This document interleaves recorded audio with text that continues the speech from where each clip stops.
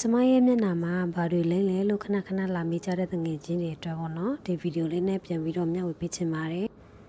အရင်တုန်းကဆိုလို့ရှိရင်ဟောဒီကျမရဲ့မျက်နှာတစ်ပြင်လုံးမှာဝက်ဆန်ရမ်းထွက်တယ်ကျမကိုသိတဲ့တငယ်ချင်းတွေအားလုံးသိကြမှာပါဒါပေမဲ့ဒီ stay home ကာလမှာပေါ့နော်အချိန်လေးရတာနဲ့အားသလိုဟောဒီ Alovera ကိုကျမရဲ့မျက်နှာပေါ်မှာပေါင်းတင်ဖြစ်ခဲ့တယ်အဲ့လိုနဲ့ပဲမျက်နှာပေါ်မှာပေါင်းတင်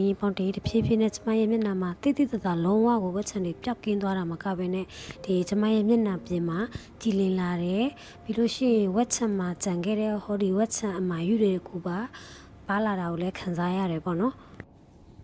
ဒါကြောင့်မို့လို့ဒီဗီဒီယိုတွေကိုကြည့်တဲ့သူတွေအထက်မှာမိမိရဲ့မျက်နှာမှာတင်းတိမ်မက်ချဝက်ချံမျက်နှာရဲ့အဖူပိတ်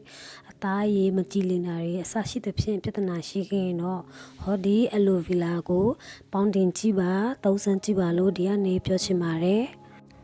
အိမ်မှာနေရင်အားသလိုကျမလုပ်ထားရှိတယ်ဟောဒီ Alovera ရဲ့မျက်နှာပေါင်းတင်နည်းကိုတော့အတူတူကြည့်အောင်နော်